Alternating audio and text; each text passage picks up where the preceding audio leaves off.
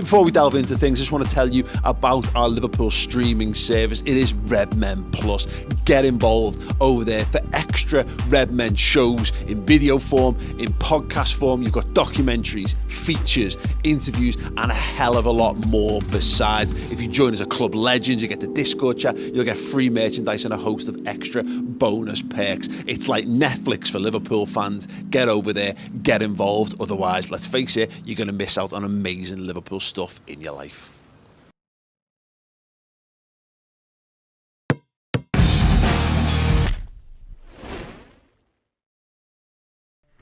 Hey everyone, welcome to the Redmen TV. It's the match build-up show. It's Liverpool versus Newcastle on Wednesday evening at Anfield. Steve here, delighted to say I'm joined by Dan and by Sam for this one. You'll have a little look ahead at Liverpool versus Newcastle. And Sam, yeah, mate, let's just get straight into it.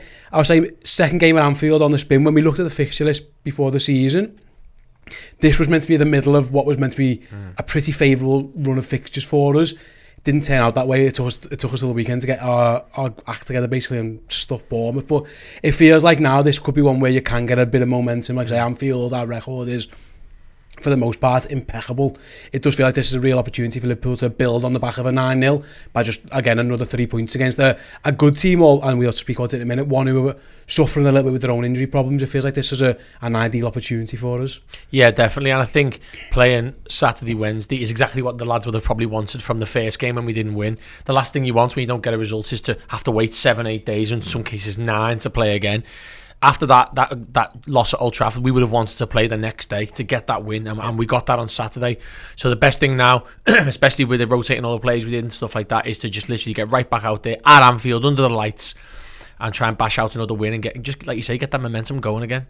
Yeah, and excuse me, I'm still on the road of recovery. I'm doing my best, so I do apologise for that one. Yeah, and that's the thing, is it, Dan? Is that also is like there's a bit of a feel-good factor now and then.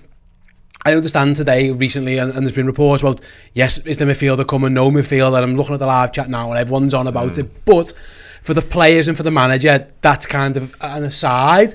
There's a feel-good factor. They should be full of confidence. Every one of them played well at the weekend. Even Mo Salah was laughing at his couple of sitters. But after, they've been through the mill a little bit and confidence would have been low, performances levels weren't great. They had this clear the air talk, didn't they? And they go and snot Bournemouth. It feels like, again, there is just a little bit of a feel-good factor for Liverpool at the moment. And again, you don't want to pop the balloon straight away after a joint record Premier League score, drop points at home. It's got to be something to build on. And like I say, that feel-good factor could be a big factor on Wednesday night. Yeah, 100%. They've got to harness all that feel-good, haven't they? And then positive vibes that came out of it. And they've got to harness the atmosphere as well. I think being at home really doubles down on that momentum here, because we all know what Anfield can be like under lights, particularly after a big win like that. The whole ground should be bouncing going into that, especially after what has been a lacklustre start by our own standards, So massive opportunity for us. And it'd be nice in a way, even from a fan perspective, to have a game of footy as a distraction from all the midfielder chat, because we need a game of footy to break out, don't we, to sort of take our minds off the other stuff, you know what I mean? Yeah, there's a game of footy about to happen in the midst of a transfer. The transfer is almost taking pride of place, which is never the case. The footy's always more important than the transfers. It's just I agree we need a midfielder, but yeah, on Wednesday that doesn't matter. Liverpool are going to have to put a team out. Speaking of feel-good factors though, Sam, I did a opposition preview that's on YouTube now, by the way, if anyone wants to go back and watch or listen to that one, with Johnny from Newcastle Fans TV, and they've won 1 game and they've drawn 3 games. But he said there's never been a feel factor as good as this around Newcastle for a long time. You're probably looking back towards, the say Bobby Robson era before it's been this good. Basically, it never happened in the Mike Ashley era, essentially. Yeah, no. Because although, like I say, a win and 3 draws isn't amazing, they've had a couple of difficult ties, including against Manchester City, and like I say, just the aura of knowing that they've got money and knowing that they can spend things. Newcastle are another team who are... They're on the bit of a crest of a wave. We're not facing the Newcastle, downtrodden Newcastle. You just know are going to just wilt at the first sign of it. They hate the manager.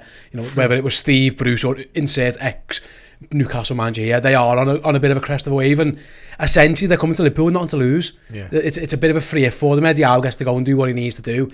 And if they lose, I don't think it's going to, again, talk about popping balloons. Yeah. I don't think their fans will be particularly arse like that much, because things are going so well there. Whereas in the past, it was like, oh, here we go again, and they'd be on their backs. I don't think it's going to be that this week. No, and I think a lot of that positivity probably comes from last season more than this season, if I'm being honest. I mean, they beat Forest at home.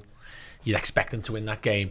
But the City result for them has probably, given them the most positivity, because the other two draws, they're the kind of games where they would want to go and win to show their progression. So I suppose that City result give them that boost. Yeah. I do think, though, a lot of that positivity has come from last year. I think probably Newcastle thought that they were going to be buying all kinds of big names and stuff this summer. It hasn't quite happened yet.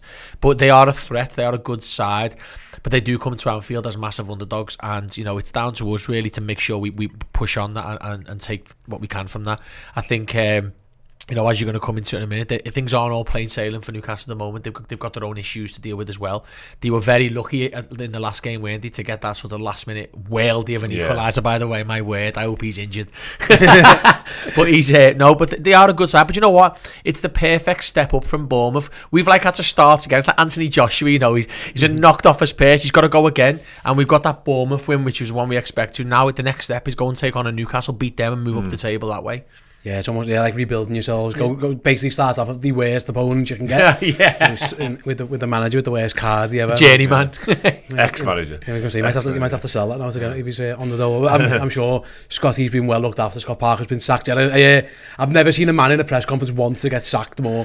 Everything he was saying, he was might as well have just said sack me. He was just desperate for the payoff, and he's got it, so fair play. I don't think Eddie Howe's going to get sacked even if Newcastle lose on Wednesday. But I want to... Sam referenced before the injuries, Dan, for Newcastle. We'll focus on Newcastle first.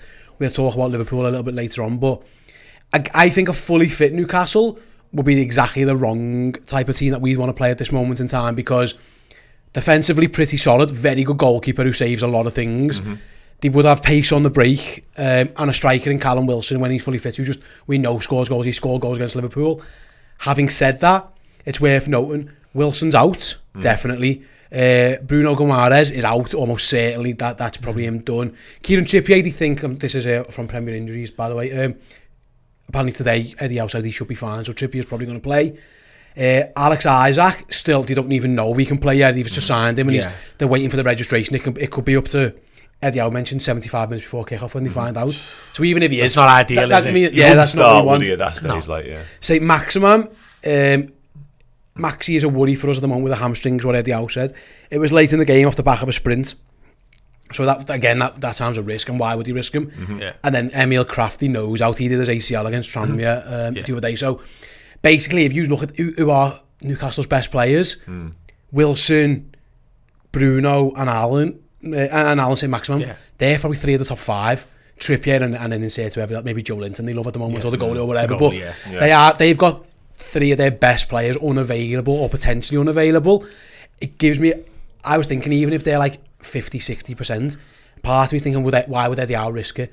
Why risk? Because you could play them and lose to Liverpool anyway. And I'll bring their fixture list up in a minute, and I'll go through it. But it could be one where they just go, why risk it? Well, if they're all out, let them just all be out, and we'll save it for another day. From a Liverpool point of view, that could be the case. It's a massive boost, especially with St. Maximin being out, I think, like you say, because they've got a blueprint now about how to play against teams and be successful, like against City and Liverpool, because don't have a lot of possession but hit you on the counter. And give it to him and tell him to run. St. Maximin is the outlet for that, and without him, they don't really have an alternative. Like, not many teams in the league do, in all fairness. You know what I mean? He's a freak, isn't he? He's one on his own, a bit like Adama Traore, but with end product, which is sort of an old reference to make, but it is true. So it'd be a huge blow for Newcastle, massive boost for Liverpool, if that is the case. And even like Bruno and the Trippier one's a shame, because I think they'd have had to play Javi Manquillo at right back, and Luis Diaz against him would have been a joy to watch from our perspective, I think. But at the same time, there isn't really a better time to play Newcastle from our perspective. On the back of that 9-0, you're about to bring up their fixtures. I think Eddie Howe, he won't throw in the result because he's a manager with respect. He's not likely to do that. But you're right, he's not going to risk key players with winnable games around the corner, because Liverpool, like you say, you could go there full strength, winning 10 games on the run, and we can still do them 4-5-0. Exactly. So why would they risk it? And that's the thing. I'll bring up their fixtures now. So after they go to Liverpool, they've got Palace on Saturday, West Ham. So Palace are home on Saturday, West Ham away the following Sunday. Then they host Bournemouth. Then they go to Fulham. Then they host Brentford. So obviously there's an international break in between Bournemouth and Fulham. But essentially, if Alan St. Maximin's got a hamstring, why risk him at Anfield on a Wednesday? Save him for Palace at home on Saturday. Because the last thing they want is him to start, pull up after half an hour, and then he misses all those games, which are very winnable. Like Palace, West Ham, Bournemouth, Fulham, Brentford. is a run of games that Newcastle, you mentioned those games that they want to improve in, they're them. Exactly. Against the teams who they want to be better than this season. There's a lot of mid-table / lower table teams there. It just feels to me, like I say, Sam, like, why would you risk it? If I was Eddie, maybe I'm just talking this into existence, because the thought of Alan Saint-Maximin does terrify me a little bit, I'll be honest, but again, that's my thing, is that why would he risk it? No, 100%. All you've got to do is look at us. You know, we've lost Kelleher, Jota, and I don't know if there was any before Ox. We've lost 3 lads to big hamstring injuries that have all come from off the back of other injuries. Maybe Ox we're not sure on, but like they've strained further strains or previous strains, should I say, and now they've been out for like months. Why would you do that? You just rest them and move on. But you know, I guess it comes down to the player as well, because you know, having watched some of the sort of, you know, behind the scenes at the Arsenal and Tottenhams, it does seem to me like the players can't say, oh yeah, I'm ready to go. So it depends on what he says as a player. But Anfield is that platform, isn't it? Which is, you know, you don't want to miss that game. No. So I suppose, you know, it's about being sensible. But, you know, even with Maximin, I still find us as big favourites in this game. So without him, it makes it a hell of a lot more difficult. And it's just mentally for them as well, isn't it? Being able to think, are we going to beat this team when we haven't got our exciting outlet and our best midfielder? It isn't even just, I was supposed to say, it is, you can talk about Saint-Maximin all you want, but like, Bruno's a very good player for them. Callum Wilson, I think, is a really good striker. Like, I think he always scores against us as well. I think, he's got a good record against us. Like, they're two of the big misses. Newcastle are in the process of building themselves what looks like a good team, and they're trying to get themselves depth with a good squad. And listen, if we know Wilson's not going to play, and if I can't imagine Isaac starts now, because if they don't know now, there's no way they can game plan around it. So you're looking at like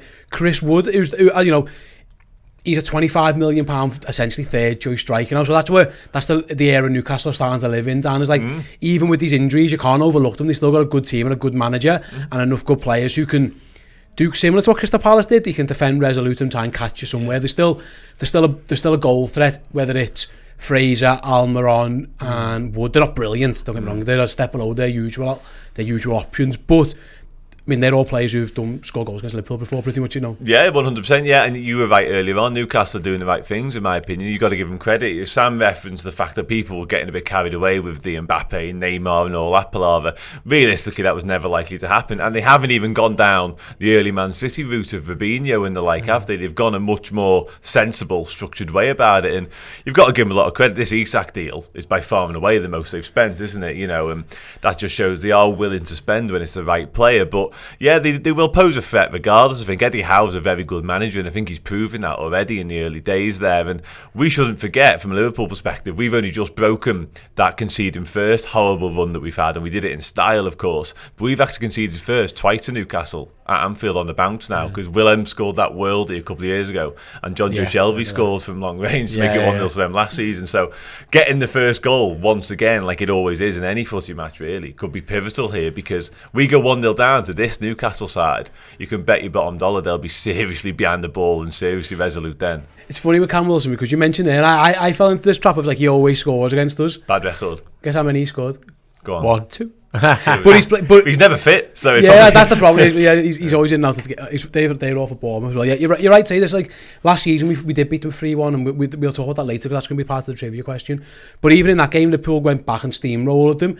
But that was a different Newcastle. They were a little bit flaky still. It wasn't the exact same team, and I'm just going to go back and it was obviously Eddie Howe not long arrived. He was different sides. I feel like now, Sam, they're a bit like Palace. If they got that first goal in this game, they were believing themselves more that they can hold on to, because they've gone toe-to-toe with City. They've done well under Howe recently.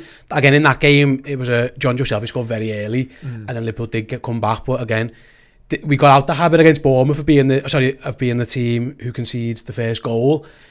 Don't go back to it. You know what I mean? Like, because I think if you go 1-0 to this Newcastle side with that goalie and what can be a good back four, you could be in for a long night. Yeah, I think it's interesting as well though, because that Newcastle, I look at our issues in two different ways. It's like everyone always says, oh, you know, Man City, you need to have a go at them, you need to get in their faces, and you know, that's been proven pretty right, hasn't it, over the years, to get anything out of the game. Whereas I think against Liverpool, the way to get anything out of the game is the opposite, is to do what most teams do to City, which is sit really deep and try and counter attack. I actually think this Newcastle team have almost got a bit too much swagger and confidence to do that. I think, and Eddie Howe's almost that manager who says, look, we play this way. We might adjust a little bit, but this is how we play. We need to get used to playing this way so that we can beat other teams. Last thing you want to do is go from that to that to that to that all the time. Yeah. So I actually do think playing them now might suit us a bit more, because they'll attack us, they'll push up the pitch. Trippé will go into the space and leave a bit behind them. So it might actually benefit us, as long as we're at it, playing against a team that believe that they can do a bit more than they have done previously. Yeah, absolutely. I think you're right. And we have mentioned all those injuries. We're still, at time recording, Jürgen's about to do his press conference, so we'll hang fire on talking too much about Liverpool side as best we can, but at some point we might have to discuss it based on training pictures and so. But yeah, what we do know now is the Newcastle team. So when we're doing our Betmate integration a bit later, you guys know you have to pick at least one Newcastle player. You've got an idea of who's going to be fit and fine. And speaking of the old Betmate, can we have a little look? Si's going to bring the table up now of how we all got on last week. And it's fair to say Chris Pajak absolutely smashed it out the park. Went and won himself 45 quid. He did. It was it was maximum of 2 players. It was the whole Premier League, because it was a 3 o'clock kickoff. So yeah. So as you can see by the league table there, Chris is now top on 168 points, followed by Redmen Guest, which is obviously the combination of all the guests who do these build-up shows, including Dan and Sam themselves. Then it's Paul, and then bringing up the rear is me. I haven't won a penny. I haven't even placed once. I'm 3 points behind. I need to get things right later. When I be picking my team, I might have thrown a few spanners in the way. But yeah, if you want to get involved, we'll be showing you our teams later and the guys as well. So yeah, keep an eye out on the Betmate stuff later on. But yeah, I've got work to do. I've got absolute work to do. Speaking of which, I've got some work to do in terms of clearing my throat, because the COVID Rona. So before we take this quick break, I'm going to pose a teaser trivia question. You guys as well, and all you guys watching or listening live right now in the old YouTube section. We referenced before the 3-1 game. Liverpool beat Newcastle 3-1 last season at Anfield. Mo Salah scored and Trent scored for us. I remember the absolute worldie. Yeah. But do you know who scored Liverpool's other goal in that game? So it was Salah, Trent and one other player. Let us know in the live chat. After this break, we'll get to some of your answers and see if Dan and Sam know as well. So yeah, see you in a second. Hey guys, it's nearly the end of August, which means we will soon be doing our Club Legend prize draw. This month's prize is this amazing framed signed shirt by none other than Liverpool's European Cup winning captain, Mr. Phil Thompson. If you want to be involved in this prize draw, all you got to do is be a Club Legend subscriber on Redmen Plus. If you've never been over to Redmen Plus before, do check it out. Sign up for the Club Legend. You'll get access to our Discord chat. You get free merch, you get discounted merch, and of course, entry into this competition. If you're a club captain over on Redmen Plus, do upgrade to Club Legend and you too will be in the prize draw. Time is running out, so go and do it. Go and do it now.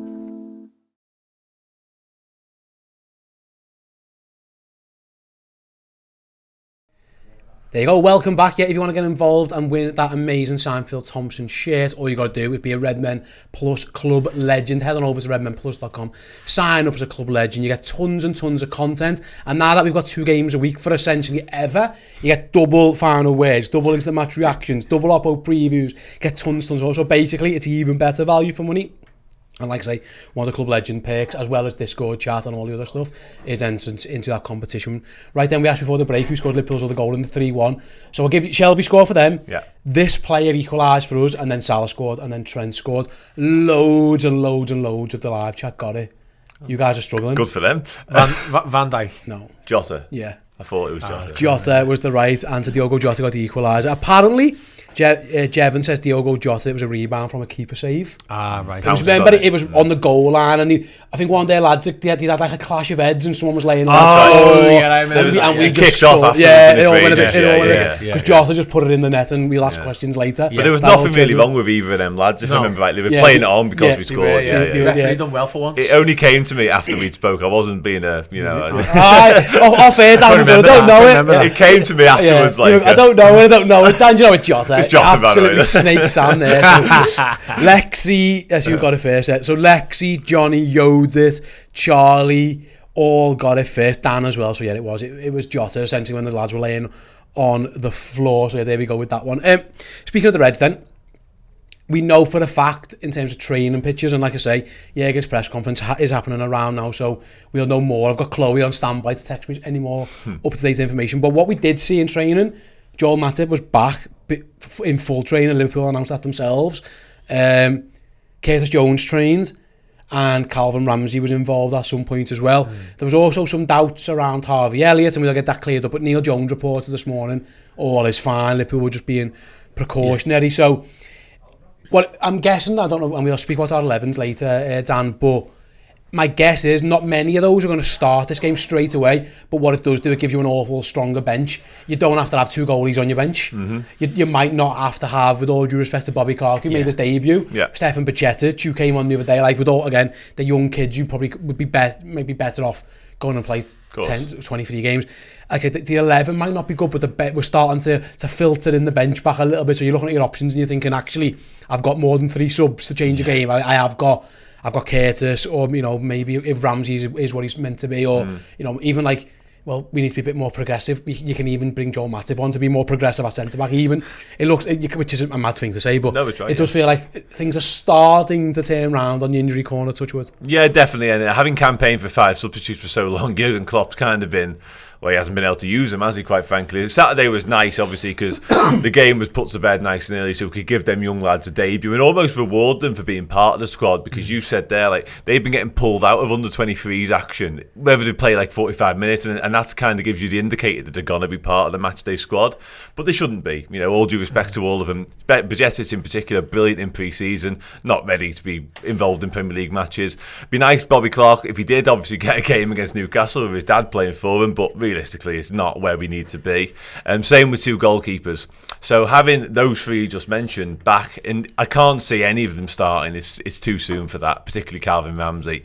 But if you put them all on the bench and just got them back involved in the squad and reintegrated, especially Ramsey, having not been so at all since he signed for us, that would be a huge boost. And it just fills us with that little bit more confidence, because I think we all, watching the United game, we all looked at the bench and thought, what do we do? Well, we had no way of changing it. We all knew what subs. All he could do was get Carvalho on, probably get Costas on, because what else? Like for like, there wasn't it? Yeah, there was nothing new. And Fabinho, yeah. I don't always want to bring it up because we put that to bed now and it's long since done. But obviously, with these subs coming back, it does just give us those options. It does probably pleases Jurgen Klopp more than anything else. Let's say he clearly wants 5 subs, but they've been pointless to us for these first few weeks. Now, all of a sudden, we've got options again. Yeah, absolutely. And let's go through a couple of them. Then Curtis Jones is the one, isn't it? Really, because it felt like this was his opportunity. Sometimes opportunity just knocks in strange ways, and I've got a couple of lads get injured, so oh my god, I'm in.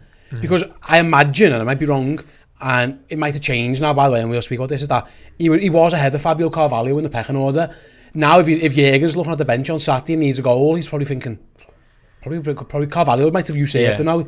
Curtis has got some work to do. He was already, he'd fallen below Elliott.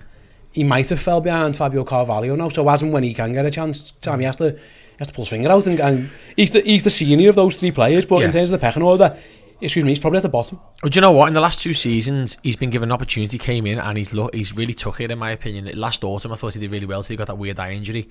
I think I really want him to put the doubters wrong as well. So, for me, he's the big one on this list, as you say. And also, it's the big one because all I hear, and everyone going on about the moment is was wanting to buy a midfielder. But I think one of the reasons why that is because people are still not convinced on Curtis Jones. If Curtis Jones came in and did what Harvey Elliott's doing now, I think it would ease a lot of people's fears. So I think this is a massive opportunity for him. If he's fit enough to get some minutes the weekend, comes on, looks sharp, then who knows what comes from the next games, because some of these lads have got like Henderson and Fabinho are going to need resting again. Less so Fabinho maybe, but Henderson's probably going to need a game out at some point because he's played too much. So this is his opportunity. And listen, I'll say this about every footballer that's ever existed, maybe Phil Foden, but that's just Man City all over. Is all the best footballers have came into existence from the academies to the first team when there's been an injury. It's the chance. A bit of luck in here. Trent, everyone, Gerrard, they all did it. Something happened, you got in and you stayed there, and this is another Harry opportunity. Kane did that Spurs, didn't he? Everyone Marcus Rashford did it at Man United, right? Yeah, absolutely. Yeah, and moving on to Matip then. I think I did the starting 11 prediction show if anyone watched it, and I didn't pick him because I think he's going to want more than that. But I think at some point Jürgen's going to want him back in. Maybe the derby is the chance, Dan. Mm-hmm. But if he has 2 full training sessions, and if Jürgen thinks he is miles better than Joe Gomez, and we don't know this, but we know for a fact he was ahead of him in the pecking order. He was starting ahead of Konate at times, or we don't know. But there's a chance if he can get through a Monday session, a Tuesday session, and maybe a little something on Wednesday, I don't think it's beyond the realms of possibility that Matip starts. No, it's definitely not, because like you say, I think he definitely is, alongside Van Dijk, the chosen 2 of the pecking order in the central defensive department. But for me, I just think it's similar to what we spoke about with Newcastle earlier. Is it a risk with Joel Matip? We all know his track record for picking up injuries. Granted, it was a hell of a lot better last season, and we all lauded him for that, and rightly so. But again, do we want to take that risk ahead of the derby and ahead of 3 fixtures a week with Champions League coming back and all that sort of stuff?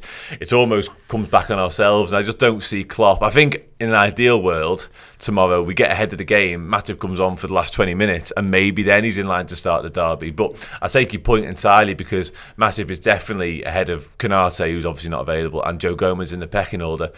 Joe Gomez, similar to what we said about Curtis Jones, he's done okay since he came into the side, but again, tomorrow night will be another opportunity for him to say, I don't care who's fit. I don't care that Matip's back in training. I'm starting. I'm starting this game. I'm going to do brilliantly. We're going to keep another clean sheet, and then I'm starting the derby. He's got just as big as opportunity here as Matip has of getting back into the side. Yeah, and Steve Rada, one of our club legends, Steve, right, he thinks Gomez will start, and he probably will. I tend to agree with Steve, but Dan's right there, Sam, is that if you're looking over your shoulder at Joe Gomez now, you're thinking, well, I kicked him out the team once before, and I didn't let him get back in, and then it's been reversed and whatever. Jürgen we know he'll stick with the hot hand. He's not asked. He'll just pick if he thinks Gomez is playing better, he'll carry on playing with him. This is almost Joe Gomez's last chance to nail it, because I think he's been good. I think he's been decent, but he's not. You're not sitting there going, you cannot drop him for Joel Matip. I'm still thinking, probably get Joel Matip in. But if Gomez can steal the show again against what could be a potentially decent Newcastle attack, then he's got every chance of starting that derby game. And then you look at Napoli, and then it rolls and rolls. Similar to Curtis, Joe's in a very similar position. Yeah, he is, and we've always said it, and we've been on these shows over the years, that Gomez needs a run of games to get himself fresh and ready and in rhythm, and he feels like he's got that now. He was sharp against Palace when he came on, unfortunate not to start that game. I thought he was okay against United. Maybe there's one challenge he could have made a bit harder in when he hit the post, but other than that, I wouldn't put him to blame for anything that went on really in that game around that. And he was really good again.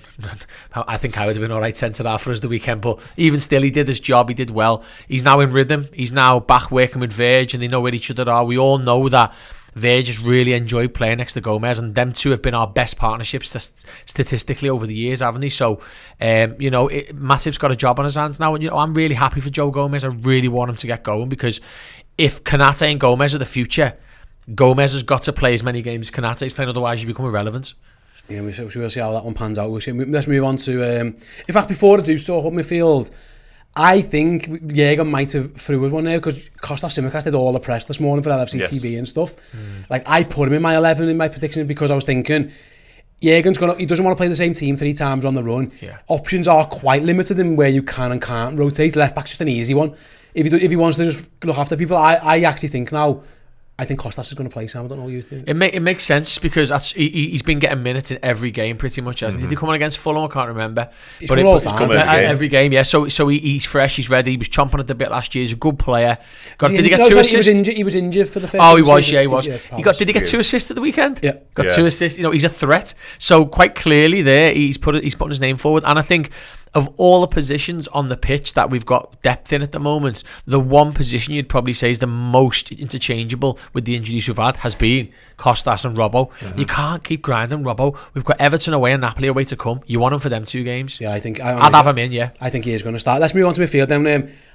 This ties into a super chat we've just had. Sorry, a members chat from Ashley Friff, who said, I think that Carvalho and Elliott should start against Newcastle with Fab in the 6.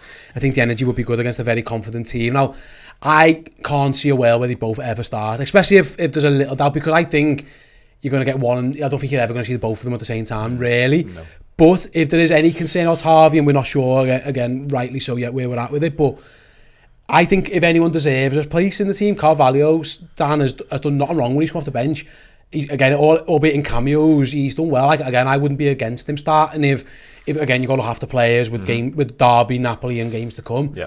I wouldn't be shocked. In fact, I would be quite encouraged if Carvalho goes start. Yeah, he would be in my starting 11 tomorrow night, 100%. Yeah, I've been really, really impressed with him since the start of the season. That's not to say I haven't with Harvey Elliott as well, because he's actually been my standout player so far this season, to be honest. But yeah, I think if there is a game when you're going to bring Carvalho in for that start, I think this is it. For everything we've sort of outlined with Newcastle having some issues themselves, and we're on the back of that resounding win, similar with the Tsimikas and Robertson thing, I would start Tsimikas, and I do think the club have essentially told us that would be happening with all the press duties that have gone on. on. And I think there's an opportunity here to bring Carvalho in for Elliott.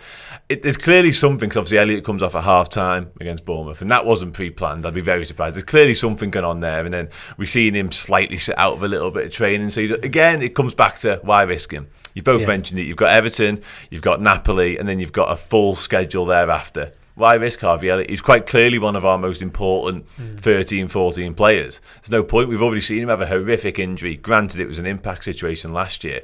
You don't want anything to happen to him. Keep him at the firing line. And Carvalho has already proven to me to be well worthy of this start. And then front three, we know the front three is the front three, because again, Jota is apparently getting closer, but he's not there yet. This is the last game of obviously Darwin Núñez's suspension, so we know he therefore can't play.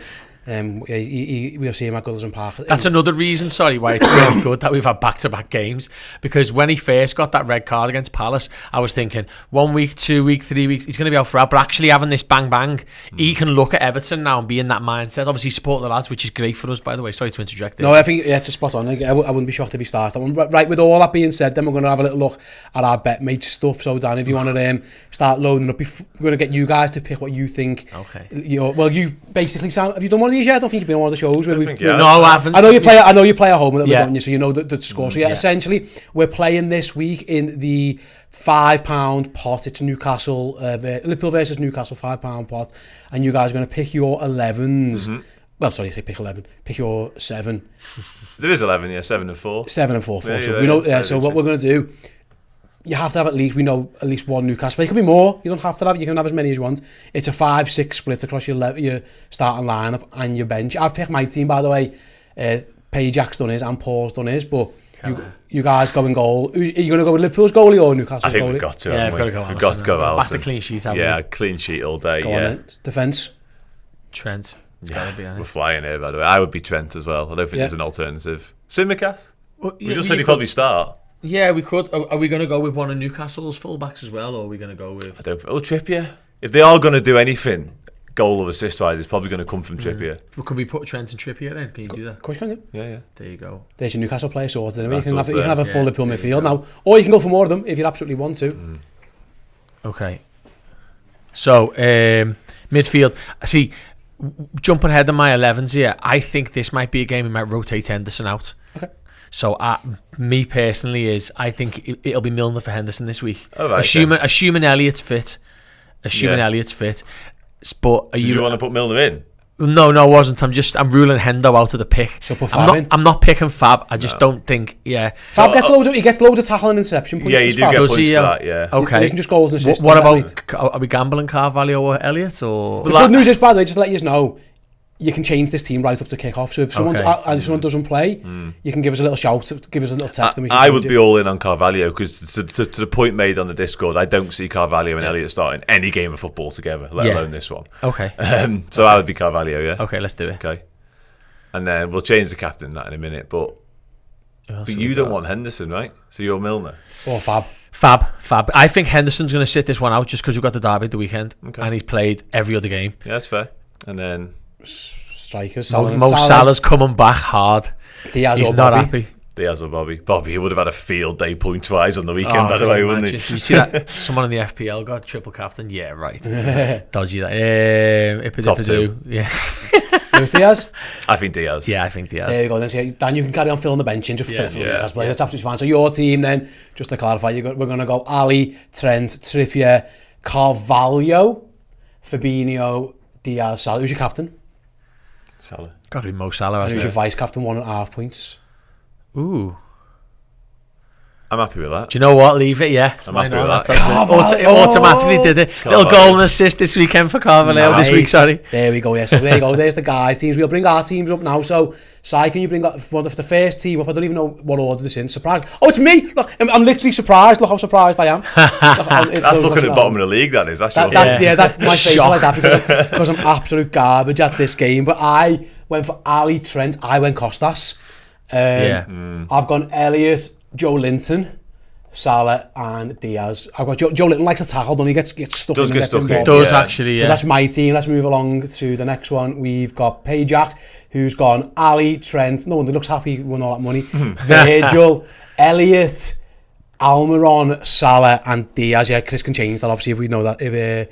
if Harvey isn't fit to start. And then finally is who's Mate gone for? He's got Ali, Trent, Robbo, Joe Linton, Elliott, Salah and Diaz.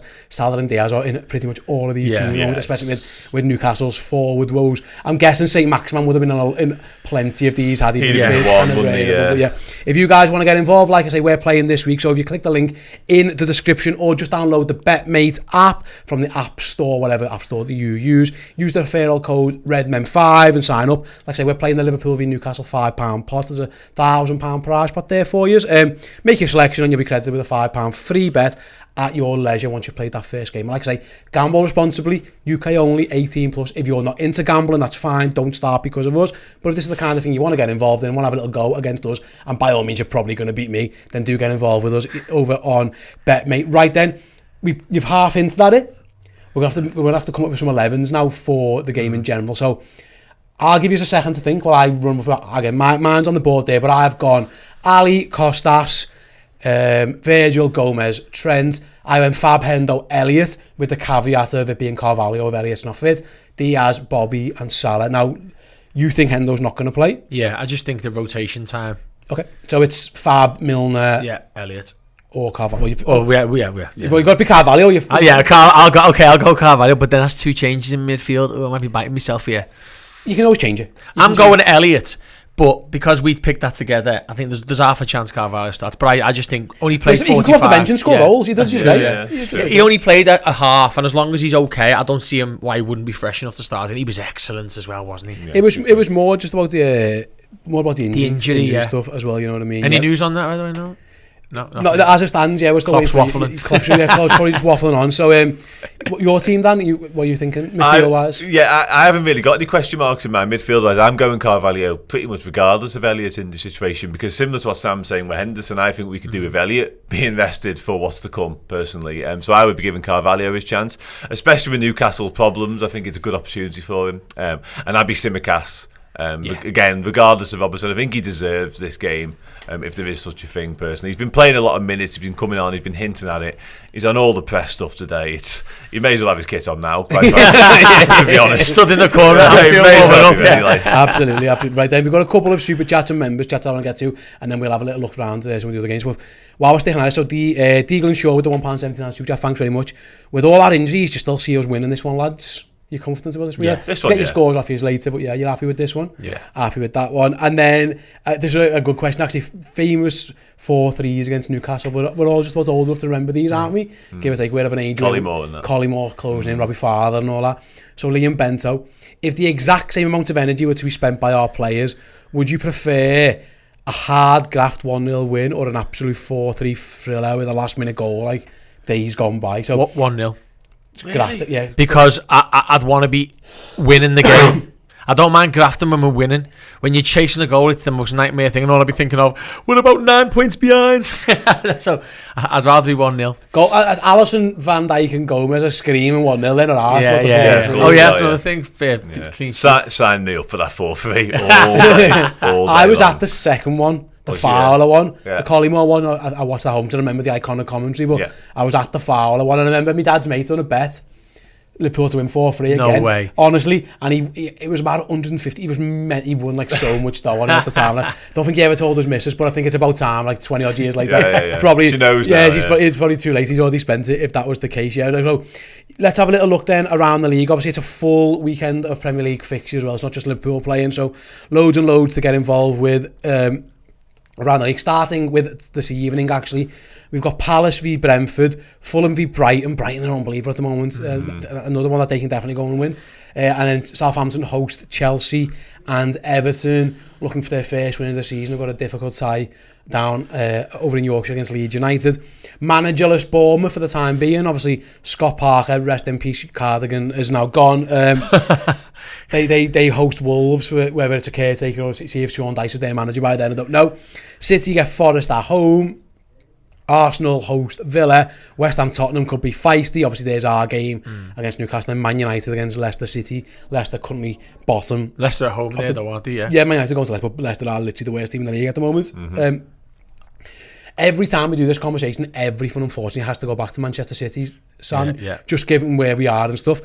I thought Forest against Spurs were brilliant from penalty box to penalty box. Agreed. He just had a couple of iffy moments in the box, and Harry Kane was Harry Kane, and he just didn't quite have enough goals. But we saw Palace go and cause City some problems. We saw Newcastle go and cause City some problems. But I think it's probably beyond the realms to expect Forest to go and do it. No, I think Forest at home are going to be a problem, aren't they? But going to City, it's going to be like when Sheffield United came up, or potentially what we expected Leeds to be. But yeah, I know it didn't work out as much last year. But that kind of atmosphere, tight pitch, they're up for it, especially early on in the season. But I think a routine win. I don't necessarily think they'll batter them, because I think City sometimes like to just control these games and just get through it and not expend too much energy.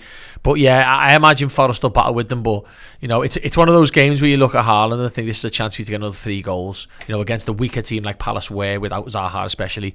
I think that's a solid win for them, that 2 or 3 goals. But then again, actually thinking about it, City might need to rotate a bit. So it might be a little bit more of a, you might not see Haaland, is what I mean. I'm looking at the league table. Forest to play 4 games. They're 5 goals in, like say 2 of those were Harry Kane. They're not the worst defense. I think City are going to win, but I think they might probably going to have to work for it. Looking at the top of the table, then they're currently the only team with a perfect record is Arsenal, and they host Villa. Steven Gerrard is on the hottest of hot seats. Like, if you had people who had money on Gerrard sacked first, are fuming at Scott Parker this morning because Villa are in trouble, and they've got Arsenal, and then they've got City. Like, apparently I saw a stat the other day is that if Gerrard loses both those games, he's like statistically Aston Villa's worst manager in terms of points won and stuff. Like, he is feeling it. Arsenal should, in theory, go by form, be 5 from 5, but you just never know. No, you never know, especially with Villa desperately in need of something, like you say, because Gerrard, for me, I spoke on the Around the League show last week. I think he was the one under most pressure. Scott Parker essentially signed his own P45, didn't he, at the weekend with what he said, like, you know what I mean? But in terms of results, I think Aston Villa's results have probably been the poorest. We all know what's going on at Leicester. They're a bit of a shambolic at the minute, like. But for me, back end of last season, Villa struggled as well, and Gerrard desperately needs something here. I don't see him getting it, though. And it's whether the owners are willing to put a bit of context in it and say, listen, it's been Arsenal, it's been City, we'll give him a bit of leeway. If not, this time next week, we could be having a different conversation about a managerless Aston Villa. And if he's got eyes on this Liverpool job, the last thing he needs is getting sacked by Aston Villa, isn't it? At some point, it's not a great thing on his resume. It's a tough time for Gerrard there. Unfortunately, in the Premier League at the moment, there's a lot of football clubs that are more ambitious than probably the reality, and I think Villa are probably there. And I think that's just they're a victim of their own. He's a victim of his success in Scotland, and if he goes before he's been there for a year, it'll be probably a travesty in the long term. But again, like as I say, come back to it. Scott Parker going. Other managers are going to go. There's a few clubs that probably should sack the manager. Everton and Leicester being 2 of them. But I don't see Villa personally as There's no way Lampard's getting sacked either. But that's the problem, isn't it? Like, why have Villa suddenly got higher standards than Everton Football Club? It just doesn't make any sense. It's the money, isn't it? It's the money, yeah. But then you are right, like, but it's mad, isn't it? But yeah, so we mentioned before Jurgen's press conference. That will be it's out now. He's doing it now. That'll be on our YouTube channel, on our podcast and apps as well later on. So if you want to catch everything Jurgen said, do check it out. We have Chloe with the press conference reaction show over on Redmen Plus. So I got you covered. Just found out Jurgen said that Jota is set to Jota can train slightly from Thursday and Thiago only slightly later. So we're talking about players getting on the injury trail, coming back. There's another 2 potentially who are closer than ever, and they are 2 big ones. They are signing that, Steve. Is one of them a midfielder? Thiago. Yeah. There's our new midfielder. Yeah, so they're keeping an eye on that as well. But yeah, so like I say, if you want to watch the entire press conference or listen to it, like I say, it is available on the Redmen YouTube channel, or of course on all our podcasting services as well. We got hinted earlier by Ed Egan's comment, super chat down about scores. We all think Liverpool are going to win. Got a prediction for me? 4-3. No, I'm joking. 3-0 Liverpool. Yeah, I was going to say 3-0 as well, actually. I said 3-1 on the build-up for the show. I went and done the Newcastle Fan TV show, so if you want to hear even more of my croaky Corona voice, go and check out the Newcastle shows. I'm on that as well. I've been on everything this week, Paul and Chris. I've had a nice little time off. We are doing the podcast later, and Mitch is back involved for that one. Thankfully, he's well rested, while I certainly am not. So yeah, I said 3-1, so I will stick with that. Speaking of me again, watch along on Wednesday night. Guess who's on it? It's me. Yeah, me and Ella will be back in the studio for the watch along. So if you're not going to the game, like I know you guys are, but if you're not going along, press mute on your TVs, sync up to the Redmen watch along. We'll do 100% biased commentary throughout the entire game. So we go live with the Team News reaction show. That will be about 6:45, and then the watch along itself, UK time of course, will be live at 7:45. So if you're sitting on your own and you've got no one to watch the game with, and it's X amount of o'clock in the morning, because I know you guys are the best fans in the world who stay up at all hours and stuff, whatever, whoever you're with, don't be alone, get involved. We've got the live chat, we've got the Discord chat for Legends as well, so you can get involved. Also, if you've never done a Redmen TV watch along with us before, do come and give it a try on Wednesday. I promise you, we have lots and lots of fun. And if nothing else, Errol's one of the coolest men on the internet, and you get to have a chat with him for a couple of hours. Well, Sam disagrees. There's a Sam and Errol, honestly, it's a clash. Just jealousy. No, we have good banter, you know. You and Errol are like an old married couple, or you just fight all the time. But underneath it, there's real love. There's real love underneath it. There's real love. We only argue about Liverpool though. All the time. Yeah, constantly, true, all the time. He's on a show together, actually, on a debate show. That'll be fun all the time. do it. I've got a ring. Yeah, have a referee in a boxing match, yeah. So if you want to go and check us out, do come and check us out on Wednesday. Like I say, the podcast is out later today as well. There's so much content because Liverpool are playing games. There's never been a better time to be involved with Redmen TV, or like I say, Redmen Plus, the subscription service. So yeah, do come and check us out. Thanks to Dan, thanks to Sam, thanks for you guys for watching or listening to the Build Up Show. We'll catch you next time. Goodbye. Thank you so much for joining us on this video. Do drop a like and share it on social media if you enjoyed. And if you want more from us, please do consider joining Redmen Plus, our Liverpool streaming service. Get access to documentaries about Liverpool legends, past and present, interviews with Liverpool legends, past and present, and more Redmen shows each and every week in video and in podcast. It's redmenplus.com.